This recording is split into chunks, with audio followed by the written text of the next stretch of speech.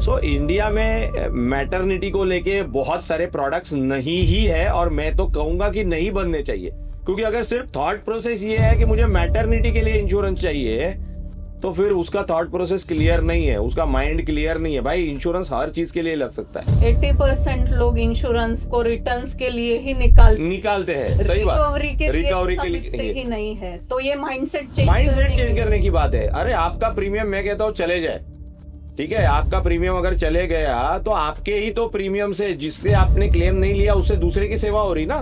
तो दूसरे की सेवा करने में भी तो मजा आना चाहिए, कि हमेशा खुद का ही मेवा खाना है। बहुत सारी इंश्योरेंस कंपनी आज के टाइम पे बहुत स्ट्रिक्ट भी क्यों हो गई, क्योंकि बहुत सारे कोविड के बाद क्या हो गया कि बहुत सारे हॉस्पिटल्स डेवलप हो गए।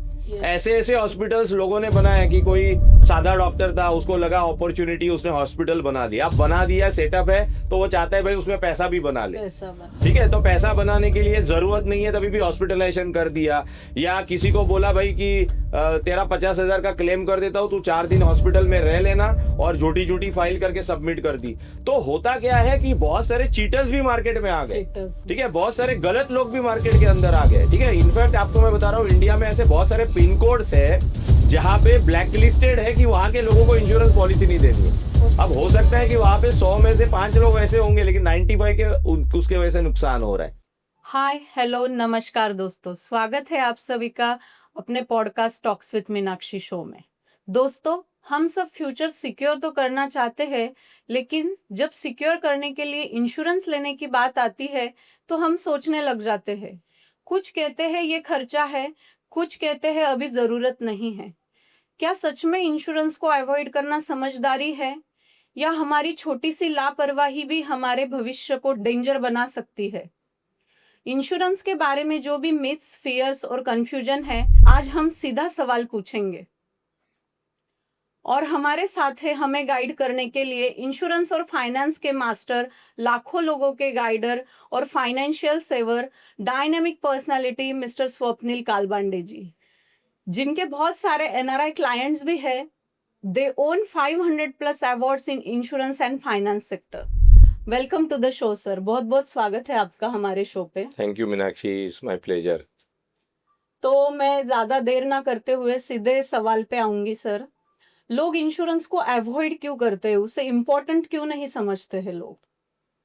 सो Meenakshi, first of all thank you for calling me on your channel.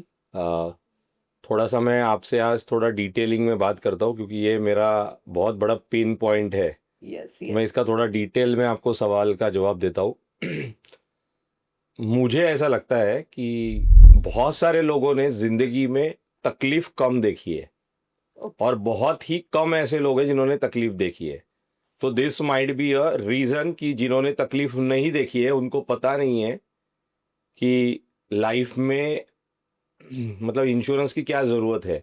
Insurance नहीं होने से कितने सारे लोग बेघर हो रहे हैं, कितने सारे लोग फाइनेंशियल बैंक करप्ट हो रहे हैं।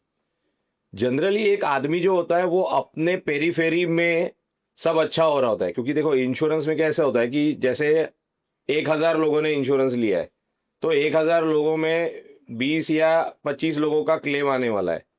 तो आप जब जैसे रोड से निकलते हो, तो रोड से निकलते वक्त आपको हफ्ते में 2-3 बार ही ऐसा होगा कि आपका रोड चल रहा है और गाड़ी बंद पड़ी है, तो हमको लगता है कि हमारी बंद ही नहीं पड़ने वाली है। सो मुझे लगता है कि ये एक सबसे बड़ा रीज़न है। दूसरी बात है कि मुझे भी ऐसा लगता है, सॉरी टू से, बट कुछ लोग ज़्यादा ओवर स्मार्ट है। उनको लगता है कि भाई मेरे पास है मतलब उसकी कोई डेफिनेशन नहीं है, मेरे पास कंपनी ने दिया हुआ है, मतलब उनके लाइफ में डर नाम की कोई चीज़ ही नहीं है। तो जिसके लाइफ में डर नाम की कोई चीज़ ही नहीं है, वो उस चीज़ को लेके उसकी मतलब उसकी जो एक्सेप्टेंस लेवल है उसको मानेगा ही नहीं। ऐसा नहीं है कि इंश्योरेंस लोग नहीं ले रहे, अभी काफ़ी रेगुलेटर ने काफ़ी पुश किया हुआ है। जैसे आपने देखा होगा जीएसटी अभी वेव किया है, और उसका थोड़ा थोड़ा इम्पैक्ट आना शुरू हो गया, एकदम नहीं होगा। But yes, you are absolutely right कि बहुत सारे लोग इसको अवॉइड कर रहे हैं। मैं आपको बहुत सुंदर सी चीज़ बताता हूँ, मैं काफ़ी बड़े बड़े कॉरपोरेट्स कंपनी में जाता हूँ और काफ़ी बड़े बड़े लोगों से मिलता हूँ। आज के टाइम पे शायद जिनके पास पैसे नहीं है ना, शायद वो तो खरीद रहे हैं, बट जिनके पास बहुत पैसे है वो आज भी लग रहा है उनको कि भाई मेरे पास बहुत है, कोई जरूरत नहीं है करके।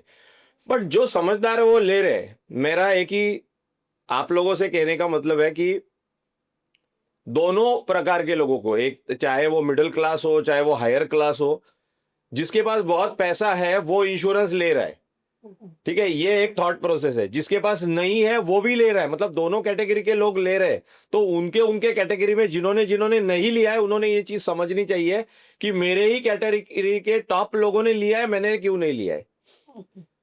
बाकी अवेयरनेस को लेके भी बहुत सारी चीजों की कमी है, तो वो धीरे धीरे हो रहा है, ऐसा नहीं है कि नहीं ले रहे, बट थोड़ा ओवर स्मार्ट कम बने, इस चीज को ले, क्योंकि यू डोंट नो कि कब क्या हो जाएगा। एक बहुत बड़ा घर ले लिया और घर के लिए लॉक ही नहीं है, तो कभी भी चोर आके घर के अंदर से चोरी करके लेके जाएगा।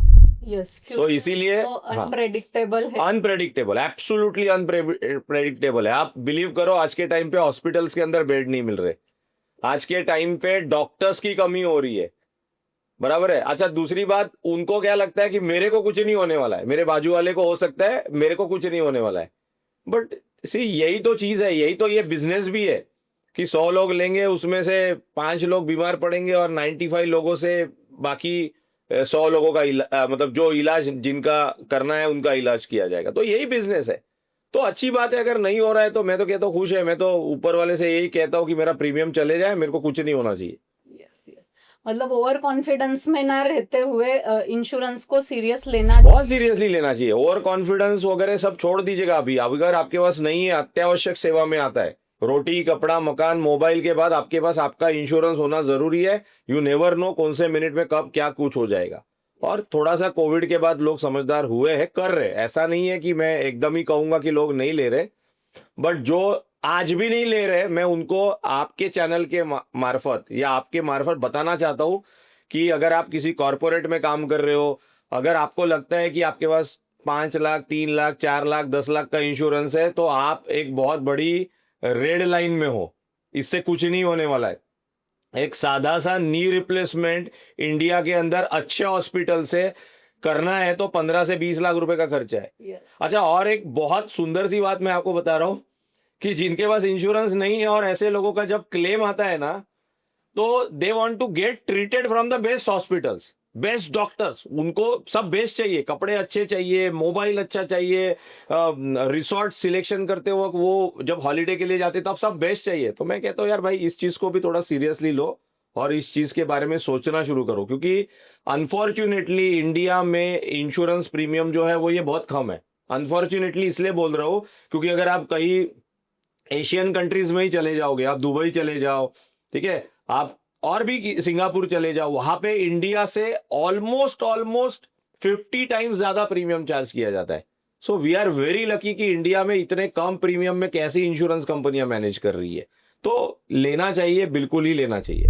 तो इंडिया के लोगों के लिए तो ये गोल्ड चांस है, गोल्डन चांस है। मैं तो आपको कह रहा हूँ, आप बिलीव करो मैम कि मैं मेरा ही एग्जांपल देता हूँ। 2016 में मैंने पहली बार इंश्योरेंस लिया था, 2017 में मेरा एक्सीडेंट हुआ और तब मेरी ग्रोथ चल रही थी। अब सोच के देखो, उस टाइम पे मेरा जब एक्सीडेंट हुआ मुझे 15-16 लाख रुपए का खर्चा है। अगर मेरे पास इंश्योरेंस नहीं होता तो शायद आज मैं जिस मुकाम पे हूं उस मुकाम पे मैं नहीं रहता, क्योंकि उस टाइम पे मुझे कुछ ना कुछ करके कर्जा लेके इंश्योरेंस मतलब मेरा ट्रीटमेंट करना पड़ता, और वो कर्जे के वजह से मैं ऊपर ही नहीं पाता था। सो थैंक गॉड मैंने 2016 में इंश्योरेंस लिया और मेरा क्लेम आया। मैं नहीं चाहता हूं मेरा क्लेम कभी आए, बट अनफॉर्चुनेटली ऐसा हो गया, मैं क्या कर सकता हूं। अच्छा, दूसरी बात है कि मुझे नहीं पता था उस दिन भी कि मेरा कोई क्लेम आने वाला है।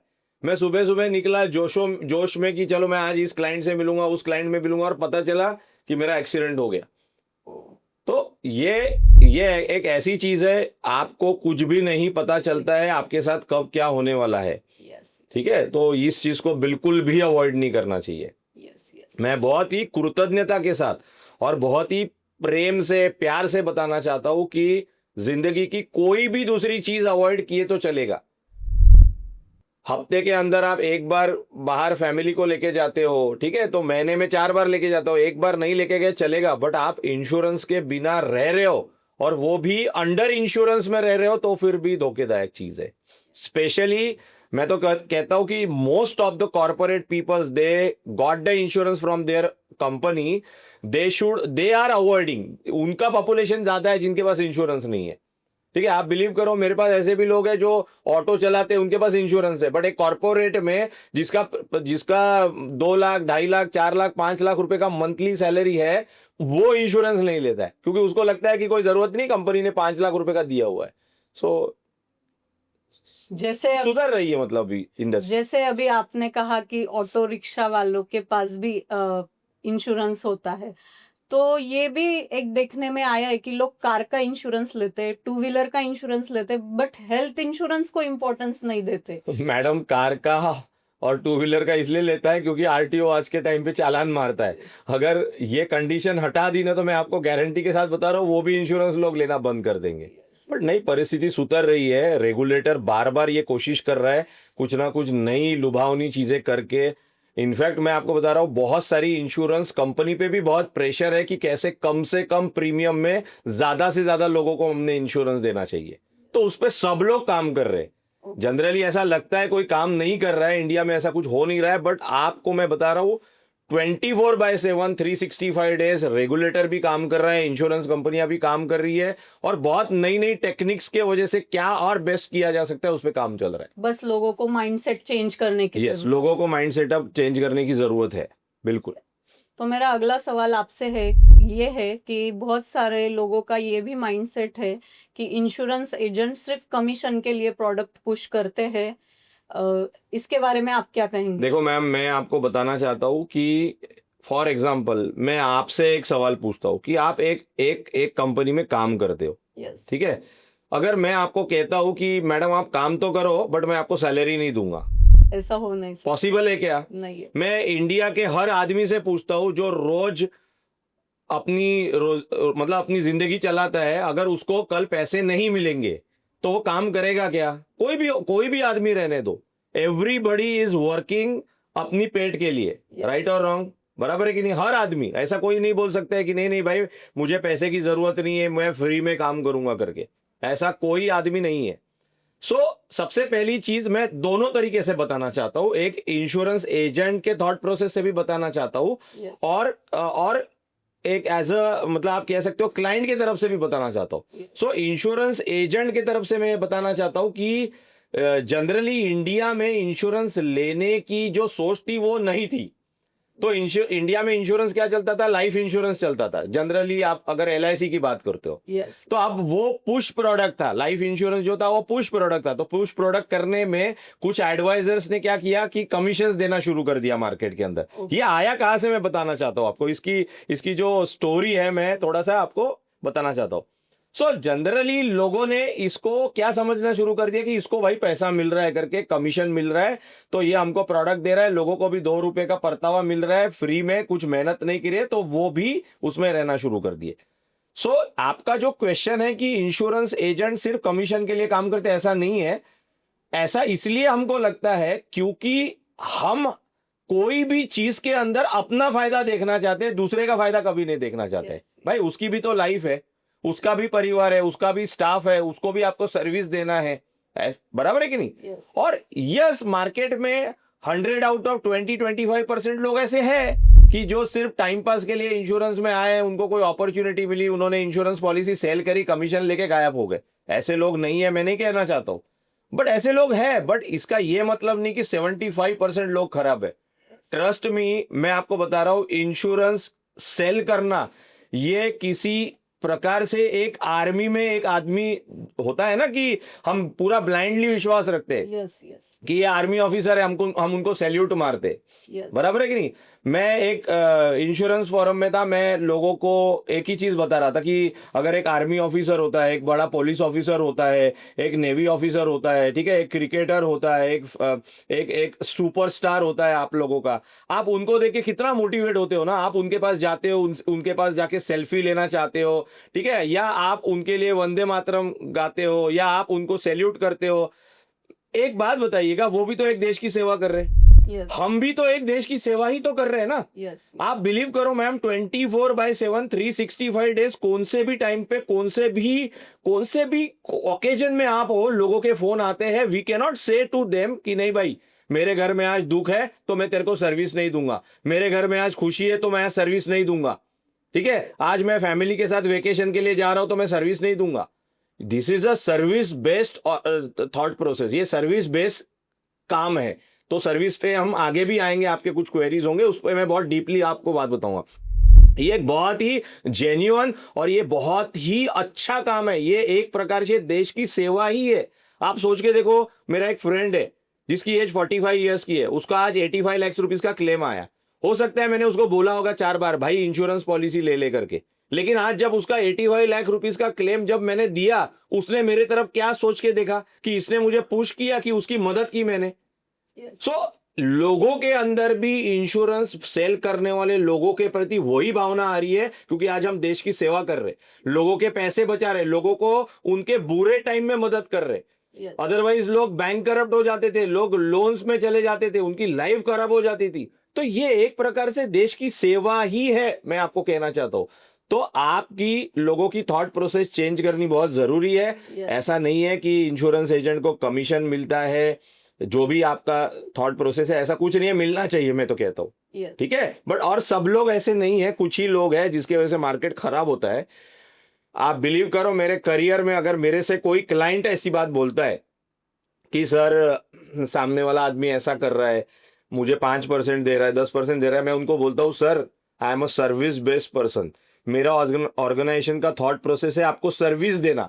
अगर आप चाहते हो कि उसके अंदर कोई भी कमी नहीं हो तो प्लीज आप मेरे साथ ऐसी लैंग्वेज की बात मत करना। जहां पे सर्विस आती है वहां पे ये सारी चीजें आती है। बट अब थोड़ा सा लोग समझदार होना शुरू हो गए हैं, वो ऐसी बातें कम कर रहे हैं, ठीक है। थोड़ा सा रूलर में थोड़ा सा प्रॉब्लम है, क्योंकि लोग जो सेल कर रहे हैं वो आज भी डरते हैं कि मैं सही काम कर रहा हूं कि नहीं कर रहा हूं। अगर आप मुझसे पूछोगे कि ये काम सही है कि नहीं है, मैं आपको बताऊंगा मेरे जिंदगी का सर्वश्रेष्ठ काम है जहां पे मैं लोगों की डायरेक्टली मदद कर पा रहा हूं। बराबर है, मैं उनको न्याय दे पा रहा हूं, मैं उनके लिए फाइट कर पा रहा हूं रियली में, ठीक है। और घूस लेके नहीं कर पा रहा हूं, रियली में मदद कर पा रहा हूं। मतलब उसके लिए मुझे कोई एक्स्ट्रा ये चीज चाहिए वैसा नहीं है, ठीक है। तो मुझे बहुत अच्छा लगता है, प्राउड फील होता है। मैं तो हर एडवाइजर को आपके मार्फत ये बताना चाहता हूं कि whatever you are doing, you are building the nation, you are helping the nation, you actually creating a nation, ठीक है। क्योंकि अगर लॉस हो जाएगा किसी का तो आदमी खड़ा ही नहीं हो पाएगा। तो इंश्योरेंस एजेंट्स भी लाइफ सेवर की जैसे कि 100% लाइफ सेवर की तरह है, मैं आपको गारंटी के साथ बता रहा हूँ। और हमें हमारी सोच बदलने की जरूरत है। हम जैसे बिजनेस में प्रॉफिट निकालते हैं तो वैसे ही समझिए कि इस इंडस्ट्री में भी प्रॉफिट को लोग कमीशन बोल रहे हैं, कमीशन बोल रहे हैं। यस मैं कह रहा हूँ, आज आप मुझे बताओ कि चेंज करने की यस वर्ड चेंज करने की जरूरत है कि भाई सामने वाले के साथ आप ऐसी बात ही मत करो, सामने वाले को आप ऐसे शब्दों के साथ यही मत करो। एक्चुअली वही आपका राम है, ठीक है। वही आपका मतलब जो भी आप भगवान मानते हो, यीशु मानते हो, जो भी अल्लाह मानते हो, वही है। He is going to help you at your difficult place, he is going to fight against you. अगर आप उसको बोलोगे मुझे 10% दे दो, 5% ले लो, तो वो भी आदमी बोलेगा भाई ये आदमी ने मेरे साथ बिजनेस किया तो मैं भी इसको बिजनेस बताता हूं करके, वो भी भाग जाएगा। वो भी बोलेगा भाई मैं तो तेरे को जानता ही नहीं हूं, बराबर है कि नहीं। ये थॉट प्रोसेस चेंज करनी बहुत जरूरी है। इंश्योरेंस लेने की सही एज क्या होनी चाहिए? देखो अब ये सवाल ऐसा है कि इंश्योरेंस की कोई एज नहीं है, सबसे पहली बात।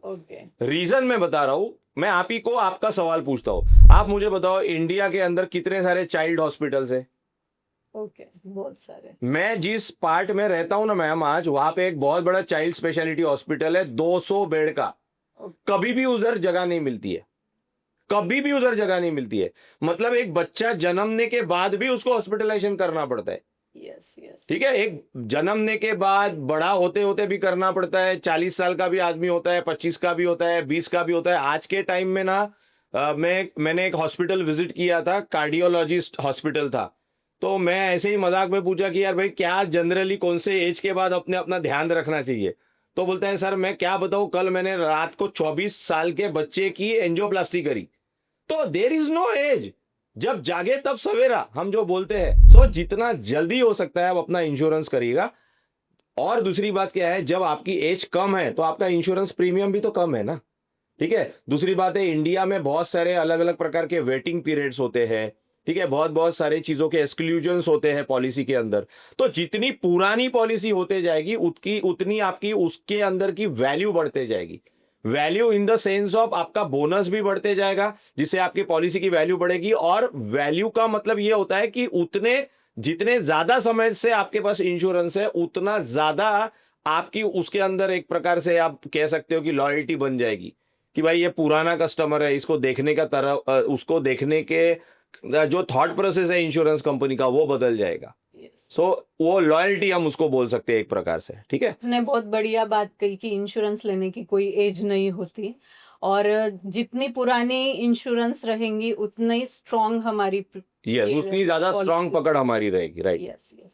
तो ऐसे कौन से 2 इंश्योरेंस या पॉलिसी है जो सभी के पास होने ही चाहिए? देखो, सबसे पहली बात तो हेल्थ इंश्योरेंस तो होना चाहिए, उसका कोई ऑल्टरनेटिव नहीं है, ठीक है। और दूसरा होना चाहिए आपके पास एक टर्म इंश्योरेंस, ठीक है। सो टर्म इंश्योरेंस, प्रॉब्लम क्या है इंडिया में, टर्म इंश्योरेंस उसी को मिल सकता है जिसकी इनकम है, ठीक है, जिसकी वैल्यू है, जिसके लाइफ की वैल्यू है, ठीक है। सो मेरे को ऐसा लगता है कि इस मार्फत में लोगों को ये भी कहूंगा कि ज्यादा से ज्यादा लोग अपना ITR फाइलिंग करें, ठीक है। रियल इनकम लोगों गवर्नमेंट के सामने लेके आए, ठीक है। अब मैं इस पे डीपली नहीं जाऊंगा कि वो सच बताते झूठ बताते, मेरी हमेशा कोशिश रहती है कि मैं रियल इनकम बताऊं, ठीक है।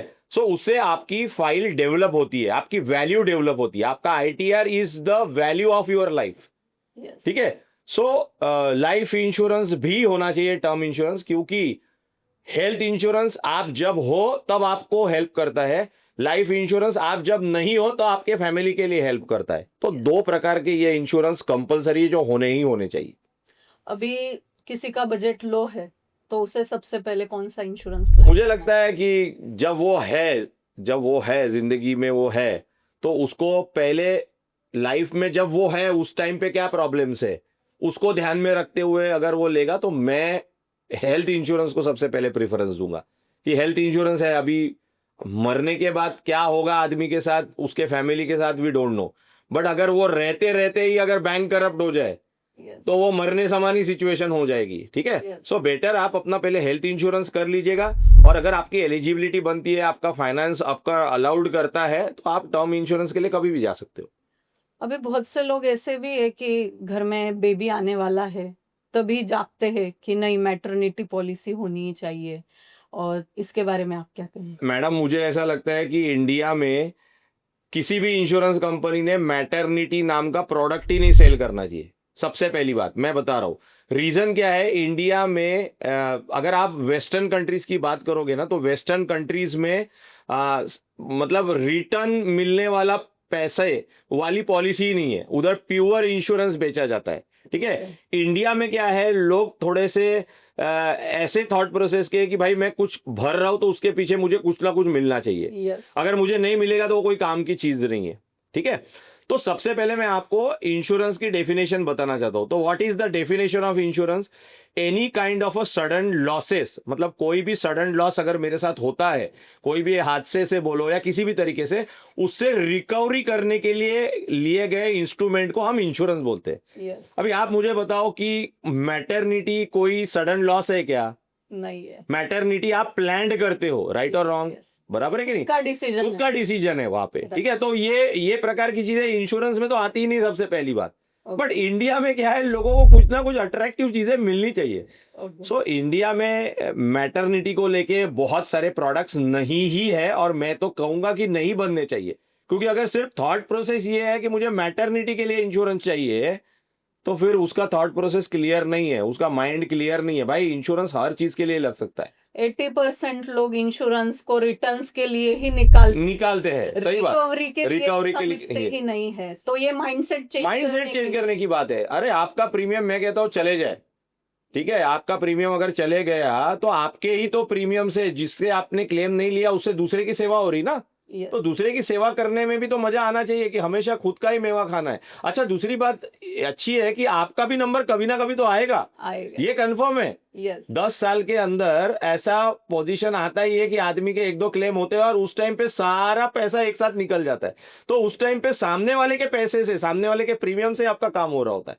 सो ऐसा कोई आदमी बचा नहीं है इंश्योरेंस लेने के बाद कि उसका जिंदगी भर क्लेम ही नहीं आए। एक आधा ही क्लेम इतना बड़ा आ जाता है मैम कि उससे सारा पैसा वसूल हो जाता है। ऐसे बहुत सारे एग्जाम्पल है मेरे पास, तो ऐसे ऐसे क्लाइंट है 10-10 साल क्लेम नहीं लिया, लेकिन एक बार इतना बड़ा क्लेम आ गया कि उससे पूरे जिंदगी भर का पैसा निकल गया। And this is the business also for insurance company. Policy लेने के बाद भी लोगों के क्लेम्स रिजेक्ट हो जाते हैं, तो लोग क्या गलतियां करते हैं उस वजह से उनके क्लेम्स रिजेक्ट देखो ये होते हैं? बहुत ही डीप टॉपिक है, मैं आपको बता रहा हूं। पहली बात, कोई भी इंश्योरेंस कंपनी अगर दायरे के अंदर होगा तो इंश्योरेंस क्लेम रिजेक्ट नहीं करती है। ये एक मिथ है कि इंश्योरेंस कंपनियां पैसा बना रही है, लोगों को बेवकूफ बना रही है। आप बिलीव करो मैडम, मैं बहुत सारे ऐसे यूट्यूबर्स को देख रहा हूं जो इंश्योरेंस कंपनी के बारे में निगेटिविटी फैला रहे।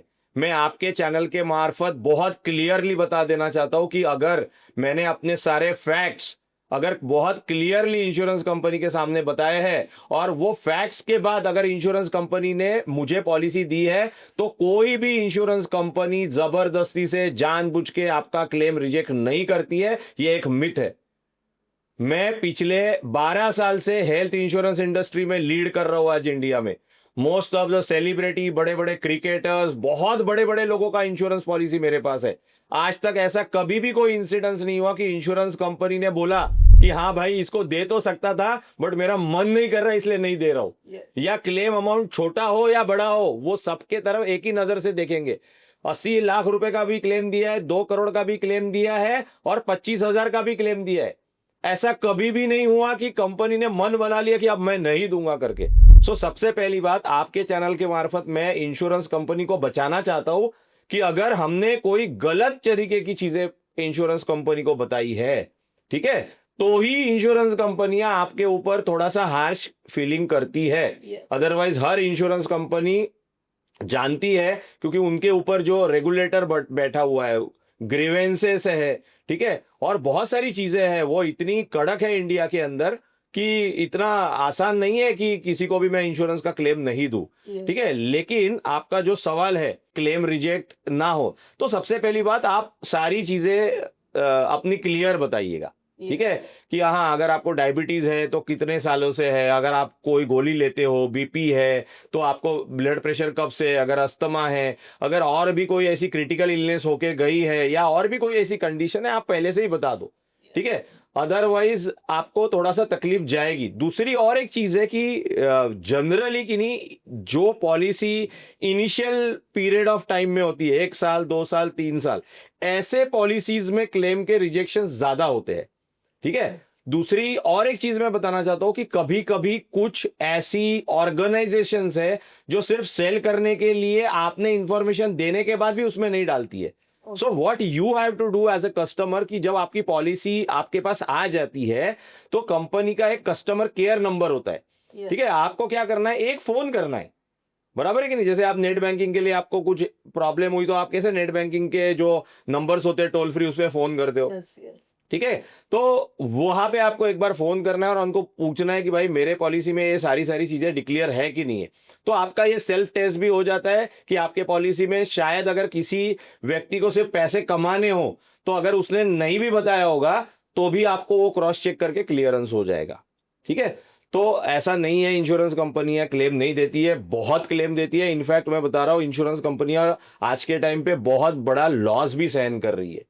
ठीक है, उनका एपेटाइट उतना नहीं है लेकिन कोशिश कर रही है कि दे आर सर्विंग द मतलब नेशन को उन्होंने सर्व करना है करके। फाइनली मैडम, हर चीज एक बिजनेस है। Yes. ठीक है, ऐसा कोई भी नहीं करेगा कि मैं लॉस करके काम करूंगा, राइट। अब इंश्योरेंस कंपनी के सामने चैलेंजेस भी क्या है कि रेगुलेटर बोलता है प्रीमियम नहीं बढ़ाना, ठीक है।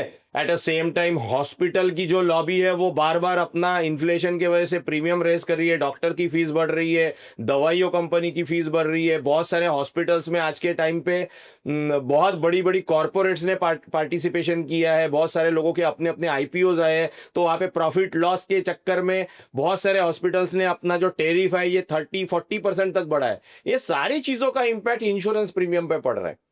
और एक तरफ रेगुलेटर बोल रहा है प्रीमियम नहीं बढ़ना चाहिए, बाकी की कॉस्ट सब बढ़ रही है, राइट और रॉन्ग। तो इसके वजह से भी थोड़ा बहुत इंश्योरेंस कंपनियां बहुत स्ट्रिक्टली इस चीज को देख रही है, मॉनिटर कर रही है, और जहां पे क्लियर सारी चीजें वहां पे क्लियर करती है, जहां पे उनको लगाई मतलब ऐसा लगता है कि कोई शक है भाई, ठीक है, तो थोड़ा बहुत ये करें। दूसरी और एक चीज मैं आपको बताना चाहूंगा कि बहुत सारी इंश्योरेंस कंपनी आज के टाइम पे बहुत स्ट्रिक्ट भी क्यों हो गई, क्योंकि बहुत सारे कोविड के बाद क्या हो गया कि बहुत सारे हॉस्पिटल्स डेवलप हो गए। ऐसे ऐसे हॉस्पिटल्स लोगों ने बनाया कि कोई सादा डॉक्टर था, उसको लगा अपॉर्चुनिटी, उसने हॉस्पिटल बना दिया। अब बना दिया, सेटअप है, तो वो चाहता है भाई उसमें पैसा भी बना ले, ठीक है। तो पैसा बनाने के लिए जरूरत नहीं है तभी भी हॉस्पिटलाइजेशन कर दिया, या किसी को बोला भाई कि तेरा 50,000 का क्लेम कर देता हूं, तू 4 दिन हॉस्पिटल में रह लेना, और झूठी फाइल करके सबमिट कर दी। तो होता क्या है कि बहुत सारे चीटर्स भी मार्केट में आ गए, ठीक है, बहुत सारे गलत लोग भी मार्केट के अंदर आ गए, ठीक है। इनफैक्ट आपको मैं बता रहा हूं, इंडिया में ऐसे बहुत सारे पिन कोड्स है जहां पे ब्लैक लिस्टेड है कि वहां के लोगों को इंश्योरेंस पॉलिसी नहीं देनी है। अब हो सकता है कि वहां पे 100 में से 5 लोग ऐसे होंगे, लेकिन 95 के उसके वजह से नुकसान हो रहा है, ठीक है। सो ये सारा ओवरऑल सिनारियो समझना है। एक आधा आदमी किसी इंश्योरेंस कंपनी पे चढ़ता है या एजेंट पे चढ़ता है, या ऐसा जो आज के टाइम पे गलत माहौल जो चल रहा है, उसने कभी ये सारे सिनारियोस के बारे में सोचा ही नहीं है।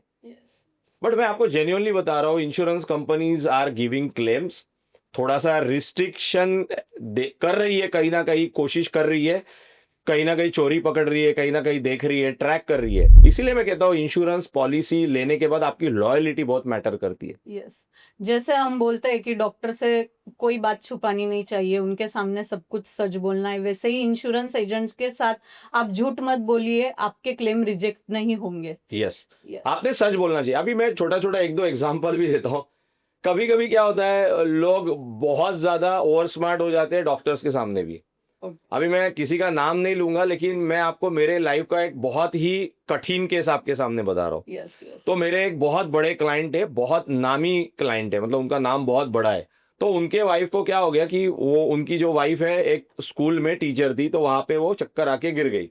तो उनको उनके नजदीक में एक बहुत बड़ा हॉस्पिटल था, वहां पे एडमिट किया, ठीक है। तो अब उनके पति को फोन किया, वो हॉस्पिटल में आए। हॉस्पिटल में आने के बाद डॉक्टर ने पूछा होगा कि भाई वाइफ को इसके पहले कभी चक्कर आया था क्या, ठीक है। तो अब इसने क्या बताया कि हाँ, आज के 20 साल पहले जब मेरी शादी हुई थी ना, तो शादी के दिन इसको थोड़ा बहुत चक्कर आया था, ठीक है। तो अब डॉक्टर ने एक छोटी सी गलती करी कि उधर क्या लिखा कि उनको 20 साल पहले ऐसी प्रॉब्लम हुई थी। अभी चक्कर आने का मतलब सीवीए का मतलब है कि उसको कोई ब्रेन से रिलेटेड प्रॉब्लम थी, या उसको वो प्रॉब्लम पहले से थी। So you have to be very much sure कि आपने पॉलिसी में बताया नहीं है, डॉक्टर को बता रहे हो। अच्छा, उसको उस टाइम पे जो प्रॉब्लम हुआ था, वो उसने उस दिन उपवास किया था, इसलिए उसको चक्कर आया था, जिसका आज के इंस्ट्रूमेंट के साथ कोई लेना देना नहीं है।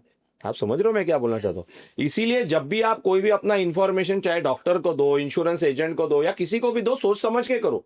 ये कोई मजाक नहीं है कि कुछ भी बता दिया, मजाक में बता दिया। और सचमुच आप बताइए, 20 साल के इंसिडेंट्स का आज के इंसिडेंट से क्या संबंध है, कनेक्शन हो सकता, बराबर है कि नहीं। So you have to be very much careful, you have to be very much practical. थोड़ा दिमाग लगा के चीजों को करिएगा। क्लेम ऐसे एज सच रिजेक्ट नहीं होते हैं, ठीक है। और बहुत ही कम क्लेम रिजेक्ट होते हैं। मैं बता रहा हूँ 95% क्लेम्स अच्छे से चल रहे हैं, 5% इसमें बहुत सारी चीजें आ गई। मैंने बताया आपको कि निगेटिव चीजें हैं, लोग गलत चीजें बता के कर लेते हैं, या झूठे क्लेम्स कर लेते हैं, या बहुत सारी चीजें। तो ये 5% इतना तो एरर रहेगा मैम। कोई 100% इतना ना दूध से दूल्हा है, ना क्लाइंट दूध से दूल्हा होता है, ना कोई दूध से दूल्हा होता है। तो ये 5% एरर रहेगा, रहना भी चाहिए, उससे इंडस्ट्री का बहुत फायदा होता है। तो ऑनलाइन इंश्योरेंस प्रेफर करना चाहिए या किसी ट्रस्टेड एडवाइजर से ही इंश्योरेंस लेना चाहिए, आप क्या कहेंगे इस बारे में? देखो मैम, मेरे तो दोनों चैनल चलते हैं, मेरे ऑनलाइन भी चलते हैं और मैं एक एडवाइजर भी हूँ, ठीक है।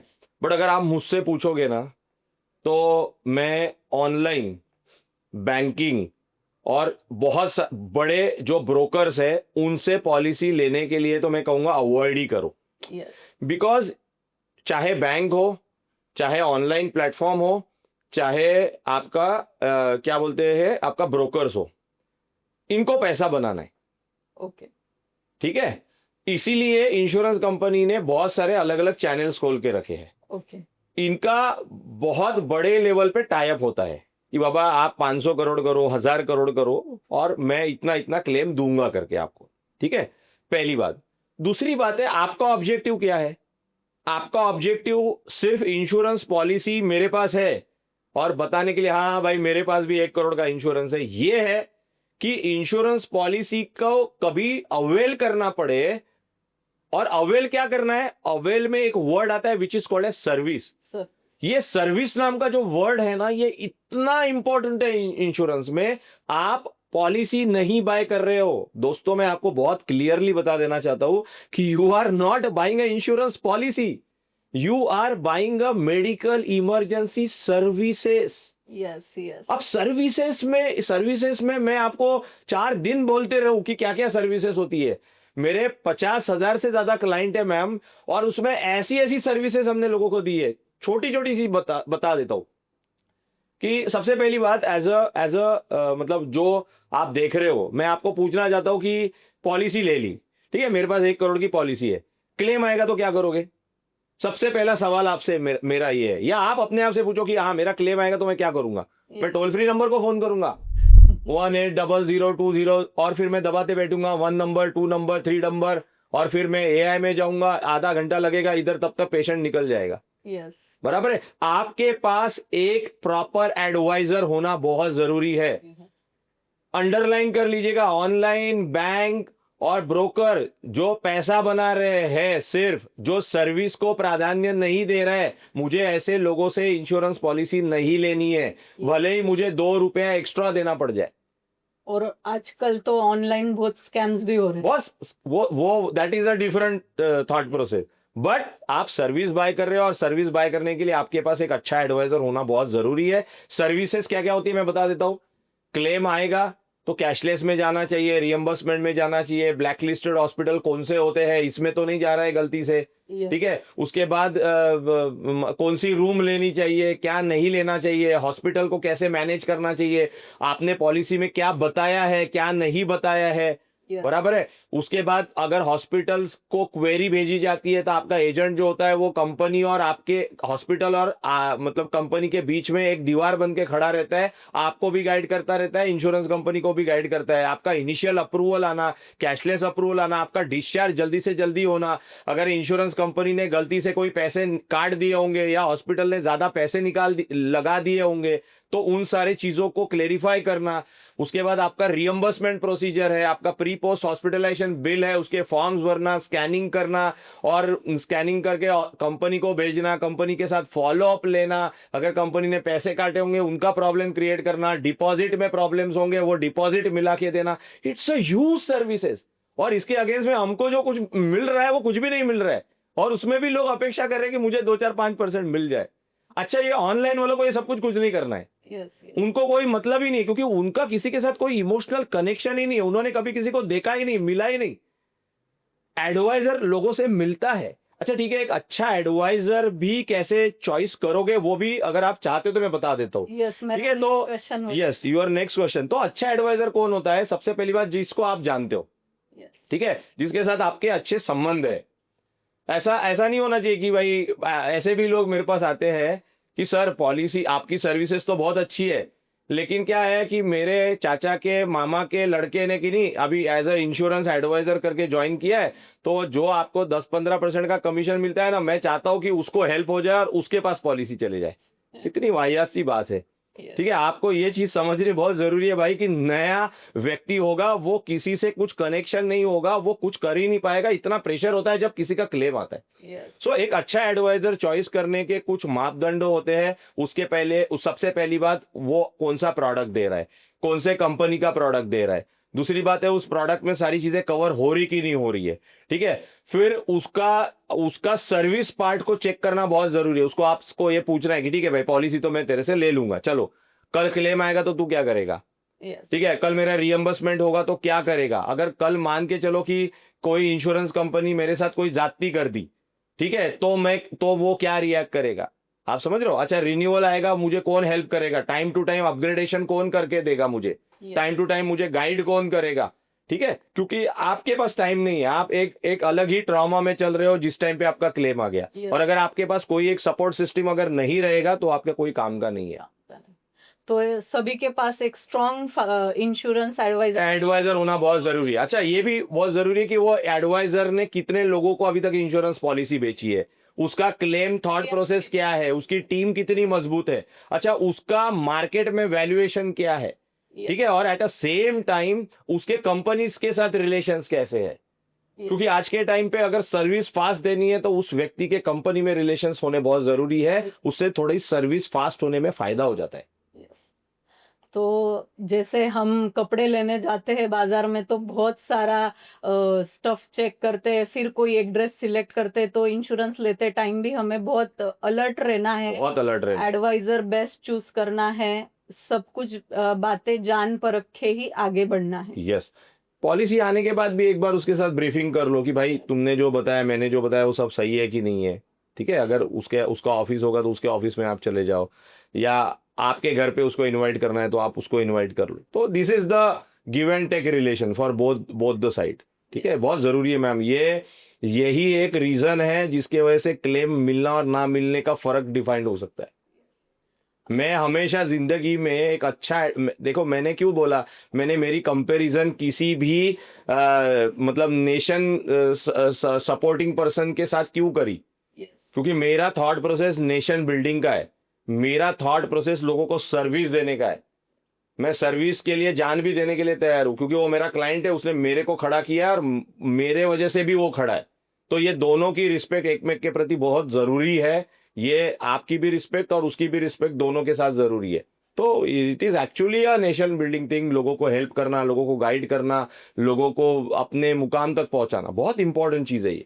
जैसे आर्मी मैन हमारे लाइफ सेवर होते हैं, बिल्कुल वैसे ही इंश्योरेंस वाले बिल्कुल भी हमारे बिल्कुल life बिल्कुल saver हैं। 100%। मैं आई डोंट नो, लोग इस पॉडकास्ट को देखने के बाद, मेरे इस सेंटेंस को देखने के बाद मुझे किस तरीके से देखेंगे, बट मैं गारंटी के साथ बता रहा हूं, मैं किसी आर्मी मैन से कम नहीं हूं भाई। वो पूरे जिंदगी में 1 या 2 लड़ाई लड़ता होगा, मैं रोज लड़ाई लड़ता हूँ और रोज काम करता हूँ, और लोग रोज कंपनी के लिए भी काम करता हूँ और लोगों के लिए भी काम करता हूँ। Yes, तो दोनों का भी सेवा कर रहा हूँ, 24 घंटे काम कर रहा हूँ। आपकी सेवा बहुत ही प्रशंसनीय है सर। मैं अब इम्पोर्टेंट क्वेश्चन पे आना चाहूंगी। इंश्योरेंस एजेंट्स बहुत सारे रिजेक्शन को फेस करते हैं, डिमोटिवेट हो जाते हैं, बहुत सारे लोग ये सेक्टर भी छोड़ देते हैं, तो उनका मोटिवेशन बना रहे इसके लिए आप क्या मैसेज देंगे? तो अब ये आपके इंश्योरेंस एजेंट्स के लिए मैसेज चाहिए? Yes. या चलो, तो मैं बता देता हूँ मेरे सारे दोस्त, ये एक बहुत ही नोबल प्रोफेशन है। You should respect your profession. और मैं कहना चाहता हूँ कि मैं यार एक एक्टिवा चलाने वाला आदमी था। Yes. मैडम, एक्टिवा पे मैं चलता था, लेकिन जितना मैं सीरियस होते गया ना इस प्रोफेशन के बारे में, आज मैं मर्सिडीज चलाता हूँ। तो इसने मुझे वो हर चीज दी है, हर वो सम्मान दिया है, ऐसा पैसा भी दिया है, नाम भी दिया है, लोग भी दिए है, सपोर्ट सिस्टम भी दिया है। ठीक है, अब ये पैसा आ रहा है इसलिए काम करने का थॉट प्रोसेस नहीं है। लोगों को सर्व करने का अगर आपका थॉट प्रोसेस क्लियर होगा ना, तो आपके, मैं तो कह रहा हूं, it is one of the best and noble profession for everybody. ठीक है, और ठीक है यार, छोटी मोटी चीजें होती रहेगी। दूसरी चीज क्या है कि लोग सिर्फ पैसा कमाने के लिए अगर इस फील्ड में आना चाहते हो तो मत आओ। एक तो सेवा भाव होनी चाहिए, पैसे इज द बाय प्रोडक्ट, मिलेगा वो, उसमें कोई ये नहीं है। दूसरी बात है कि आपको अपने आप को सुधारना भी टाइम टू टाइम जरूरी है। आपका नॉलेज अपग्रेडेशन कितना किया आपने, आपको प्रोडक्ट्स का नॉलेज कितना है, मार्केट का कॉम्पिटेटिवनेस कितना है, आपकी कंपनी के लोगों के साथ कितनी बार आप जाते हो, आपने कभी उस हेड ऑफिस में जाके लोगों से मिला है क्या, उनके साथ रिलेशनशिप बिल्ड करने की कोशिश किया है क्या, अच्छा 2 रुपए आने के बाद आपने लोगों की मदद करी है क्या। ये सारे फैक्टर इसके अंदर बहुत इंपॉर्टेंट होते हैं। ठीक है, तो मैं इस चीज में कहीं चूकता नहीं हूं। मेरे क्लाइंट के साथ भी रिलेशंस बहुत अच्छे हैं। इंश्योरेंस कंपनी के साथ भी बहुत अच्छे रिलेशंस है। मतलब ऐसा नहीं कि क्लाइंट मेरे पे कभी कोई चिल्ला दिया तो मैं इंश्योरेंस कंपनी पे जाके चिल्लाऊंगा कि यार तुम कैसे लोगों साले क्लेम ही नहीं देते हो, ठीक है। इट इज द मतलब ये दोनों का रिलेशन वो बहुत इंपॉर्टेंट है, ठीक है, क्योंकि एक हाथ से ताली नहीं बजती, दोनों हाथों से ताली बनानी पड़ती है, ठीक है। और मुझे मुट्ठी बन के अच्छा काम करना है, तो इंश्योरेंस कंपनी के साथ आपके रिलेशन बहुत स्ट्रांग होने चाहिए। इंश्योरेंस कंपनी में बहुत सारे लोग काम करते हैं, वहां पे आपकी अपनी एक टीम डेवलप करनी बहुत जरूरी है। आपको अपने प्रोफेशन में अपनी टीम जरूरी है। अपने थॉट प्रोसेस को टाइम टू टाइम चेंज करना, मार्केट में जो नई नई चीजें आ रही है उसको अडॉप्ट करना, लोगों तक पहुंचाना, ये एक बहुत ही मेहनती काम है और ये करना चाहिए। तो अगर आप ऐसा करते जाओगे तो आपका डेवलपमेंट होते जाएगा, डेवलपमेंट होते जाएगा, आपका ऑर्गेनाइजेशन बनेगा और आप आने वाले समय में बहुत बड़ा काम करोगे। मैं आपके मार्फत में बताना चाहता हूं कि मैंने बहुत ही छोटे से काम शुरू किया है, लेकिन अभी मेरे सपने बहुत ज्यादा बड़े बड़े हैं।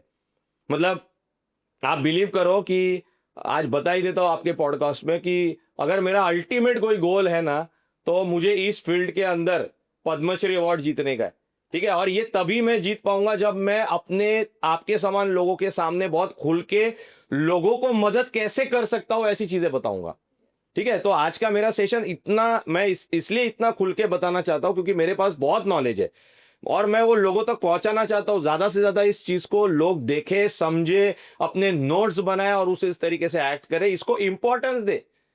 जैसे आप पढ़ाई करते हो कैसे आप नोटबुक लेके हर चीज लेके आप बैठते थे, आप उनके साथ जॉट डाउन करते थे। मैंने देखा है कि रेड कलर से ये करते थे, ब्लू कलर से टिप करते थे, वैसी चीजें करो, थोड़ा सा होमवर्क करो, थोड़ा सा टाइम निकालो, लाइफ बहुत सही हो जाएगी। और एडवाइजर्स को भी मैं बताना चाहता हूँ, it's a very noble profession. Trust me my dear friends, आप सिर्फ सेवा भाव के साथ अगर इसके अंदर आ रहे हो तो आप आओ, सेवा करो, आप देखो ऑटोमेटिकली मेवा आपको मिल जाएगा। बिल्कुल डिमोटिवेट नहीं होना। कोई जरूरत ही नहीं डिमोटिवेट होने की, इतनी बड़ी फील्ड है। आप सोचो कि 140 करोड़ की आबादी में हार्डली कुछ 20% ऐसे लोग हैं जिनके पास इंश्योरेंस है। तो आप खुद ही अंदाजा लगा लो कि कितना बड़ा मार्केट है। मैं चले जाऊंगा, आप चले जाओगे, 100 साल बीत जाएंगे, मार्केट खत्म नहीं होने वाला। इतना बड़ा मार्केट है, जितना फैलना चाहते हो उतना फैलो। और दूसरी बात है, किसी की कोई कंपटीशन नहीं है। मैं इस माध्यम से ये भी बताना चाहता हूं कि बहुत सारे एडवाइजर को लगता है ये मेरा कॉम्पिटिटर है। अबे कोई किसी का कॉम्पिटिटर ही नहीं है। Yes. आज मैं मुंबई में बैठा हूं, मुंबई में 3-4 करोड़ लोग रहते हैं, Yes. ठीक है। तो आप खुद अंदाजा लगाओ यार, सर्व करते करते खत्म हो जाओगे आप, ठीक है। लोग नहीं खत्म होने वाले, सर्व करते करते थक जाओगे। So there is no competition, it's a open market. Service best रखो, लोगों की मदद करो, भावना सही रखो और आउट ऑफ द लेवल जाके लोगों को हेल्प करो, तो आपका काम बढ़ेगा ही बढ़ेगा। आप एक एम्पायर मतलब एक बहुत बड़ा एम्पायर बना पाओगे, ठीक है। मैं बनाने वाला हूँ, आप भी बनाओ। आपका विजन बहुत बड़ा है, आपको पद्मश्री अवार्ड, और मैं आपको बहुत बधाइयाँ देना चाहूंगी कि आप आपके गोल को जल्द से जल्द अचीव करें। अभी रैपिड फायर के तरफ आएंगे सर। इतना आसान नहीं है मैम, मैंने बट बहुत आप सारी जिस सेवा भाव से काम कर रहे हो तो मुझे लग रहा है कि मुझे ऐसा लगता है कि मैं एक दिन ये चीज अचीव कर लूंगा। Yes, टाइम जरूर लगेगा, यस ठीक है। और कोई चीज नहीं चाहिए, ये सम्मान भी इसलिए नहीं चाहिए कि भाई ऐसा कुछ है। ये सम्मान कहीं ना कहीं सेल्फ सेटिस्फेक्शन के लिए कि हाँ भाई मैंने इस बहाने से मैं लोगों की सेवा कर पाया, लोगों को हेल्प कर पाया। थोड़ा सा मेरा सेल्फिश मोटो भी है यस कि ये मन को अच्छा लगेगा कि हाँ ये अवार्ड मिलना मतलब हाँ मैंने कुछ किया भाई जिंदगी में। अदरवाइज फायदा क्या, पैसा बना के तो सब लोग पैसा बनाते, अगर ये सम्मान ही नहीं मिला तो क्या फायदा। हजारों करोड़ रुपए आपके पास है, लेकिन अगर आपको किसी ने सम्मानित नहीं किया तो फिर वो मजा नहीं आया ना आपको। तो वो सम्मान मिला मतलब आपने कुछ तो अचीव किया उस फील्ड के अंदर, और वो कुछ तो अचीव मुझे जरूर करना है मेरे जिंदगी में, ठीक है। और इसीलिए मेरी कोशिश रहती है कि मैं लोगों को मदद करूं। आप बिलीव करो, मैंने एक नया इनिशिएटिव लिया है। मुंबई, ठाणे और अलग अलग स्कूल्स के अंदर 9th और 10th के जो बच्चे होते हैं उनको फाइनेंशियल प्लानिंग, उनको हेल्थ इंश्योरेंस का महत्व, ऐसे फ्री में मैंने उनके लिए सेमिनार्स रखने शुरू कर दिए। तो बहुत सारे छोटे छोटे बच्चे अभी धीरे धीरे जनरेशन को, because they are the future of India, ऐसी कौन सी गलतियां लोग करते हैं, ठीक है, वो गलतियां ना करे। और वो गलतियां नहीं करने के लिए मैंने ऐसे सेशंस लेने शुरू कर दिए। होपफुली कि ये कुछ ना कुछ तो बदलाव जरूर लेके आ जाएंगे। Yes yes. लास्ट में बस इतना बता दीजिए, insurance in one life. Insurance is a life saver thing यार। ठीक है, is life, I can say your heartbeat, ठीक है, मतलब कुछ भी प्लस माइनस अगर आपके लाइफ में हुआ तो वो है। दोस्तों, इंश्योरेंस तब महंगा नहीं लगता जब लिया नहीं है। इंश्योरेंस तब महंगा लगेगा जब लिया ही नहीं होता। जब प्रीमियम भरनी पड़ती है तब शायद आपको महंगा लग सकता है, पर जब नहीं लिया है और कुछ अनप्रेडिक्टेबल हो जाए तो जरूर आपको महंगा लग सकता है। इंश्योरेंस प्रोडक्ट नहीं, एक प्रॉमिस है। प्रॉमिस कि फ्यूचर में कुछ अनप्रेडिक्टेबल हो जाए तो मेरी फैमिली फाइनेंशियली सफर ना करे। और हमें उम्मीद है कि सर के वैल्यूएबल गाइडेंस से काफी लोगों का माइंडसेट चेंज होगा और लोग इंश्योरेंस के बारे में अवेयर होंगे और उसको सीरियसली लेना स्टार्ट करेंगे। मिलते हैं नेक्स्ट एपिसोड में। Like, share and subscribe my channel. मैं हूं Meenakshi Bhansali. Thank you so much thank sir. You ma'am, thank you.